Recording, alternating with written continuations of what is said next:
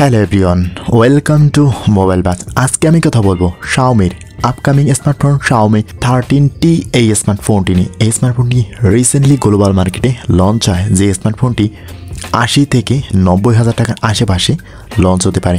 এই স্মার্টফোনটিতে থাকছে বেশ বেটার কিছু, এবং এই স্মার্টফোনটিতে বেশ ভালো ডিজাইন এবং ভালো ক্যামেরা নিয়ে এসেছে। এই ফোনটিতে থাকবে মিডিয়াটেকের হাই কোয়ালিটি চিপসেট এবং বেটার ক্যামেরা। তো চলুন জেনে নেওয়া যাক এই স্মার্টফোনটি সম্পর্কে বিস্তারিত।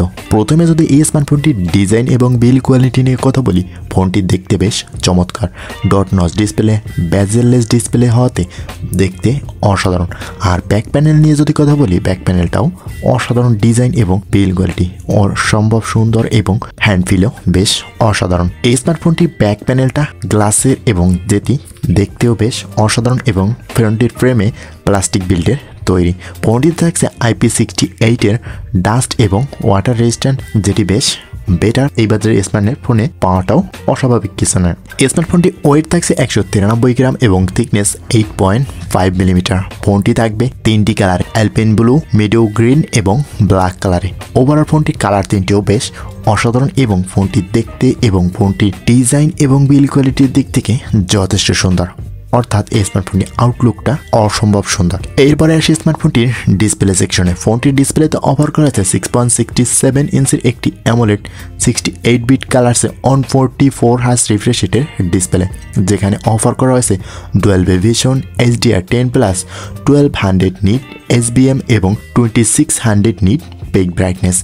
থাকছে 1220x2712 পিক্সেল রেজুলেশনের ডিসপ্লে। 20:9 থাকছে অ্যাসপেক্ট রেশিও এবং 446 PPI ডেন্সিটি। আর ফোনটির ডিসপ্লে প্রোটেকশনে থাকছে কর্নিং গরিলা গ্লাস 5 এর প্রোটেকশন। তো ওভারঅল ফোনটির ডিসপ্লে কনফিগারেশনের দিক থেকে তাকালে স্মার্টফোনটির ডিসপ্লেটা অসম্ভব সুন্দর। 144 হার্জ রিফ্রেশ রেট এবং কর্নিং গরিলা গ্লাস 5 এর প্রোটেকশন, অ্যামোলেড ডিসপ্লে এবং 68 বিট কালারসের ডিসপ্লে হওয়াতে কালার অ্যাকুরেসি এবং ব্রাইটনেস পাবেন এবং স্মুথলি ইউজ করতে পারবেন। অর্থাৎ ভিডিও দেখা এবং গেমিংয়ের ক্ষেত্রে বেশ বেটার এক্সপিরিয়েন্স দিবে এই স্মার্টফোনটির ডিসপ্লে। এরপরে আসে স্মার্টফোনটির ক্যামেরা সেকশনে। ফোনটিতে অফার করা হয়েছে 50 মেগাপিক্সেলের মেইন ক্যামেরার সাথে একটি 50 মেগাপিক্সেলের টেলিফটো এবং 12 মেগাপিক্সেল আল্ট্রা ওয়াইড লেন্স। ফোনটির ব্যাক ক্যামেরাতে ভিডিও রেকর্ড করা যাবে 4K বাই 30 FPS রেজুলেশনে, যেখানে থাকছে HDR10+ এর সুবিধা এবং EIS এর সাপোর্ট থাকছে। আর ফোনটির ফ্রন্ট ফেসিংয়ে থাকছে 20 মেগাপিক্সেলের একটি আলট্রা ওয়াইড লেন্স। আর ফোনটির ব্যাক ক্যামেরা দিয়ে ভিডিও রেকর্ড করা যাবে 1080p 30 FPS রেজুলেশনে, এখানে HDR10+ এর সুবিধা থাকছে। তো ওভারঅল ফোনটির যদি ক্যামেরা নিয়ে কথা বলি, বেশ বেটার পারফরমেন্স, বেটার ছবি এবং বেটার ভিডিও রেকর্ড করা যাবে। বেশ অসাধারণ ছবিও তোলা যাবে এবং ভিডিও কোয়ালিটিও বেশ অসাধারণ। 4K ভিডিওতে আপনি বেশ বেটার ভিডিও পাবেন। তো ওভারঅল ফোনটির ক্যামেরা সেকশনটা যথেষ্ট সুন্দর থাকছে।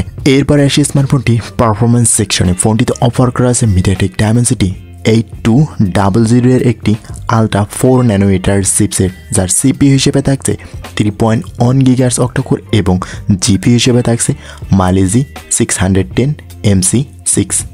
আর ফোনটি থাকবে দুইটি মাত্র ভেরিয়েন্টে, 8GB 256GB এবং 12GB 256GB। এখানে মেমোরি কার্ড ইউজ করার মতন কোনো সুবিধা থাকছে না। আর ফোনটি রান করবে MI 14 এর সাথে Android 13।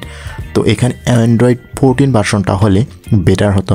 ওভারঅল ফোনটির চিপসেট এবং ফোনটির সব দিক থেকেই বেটার থাকছে পারফরমেন্স সেকশনটা। ওভারঅল গেমিং এবং ভারী কাজগুলো বেশ অসাধারণভাবে করা যাবে। এই চিপসেটটা আপনাকে নতুন একটি চিপসেট হতে বেটার সাপোর্ট দেবে। এরপরে এসে স্মার্টফোনটির পাওয়ার সেকশনে। ফোনটিতে অফার করা আছে 5000 mAh এর ব্যাটারি এবং 67 ওয়াটের ফাস্ট চার্জার।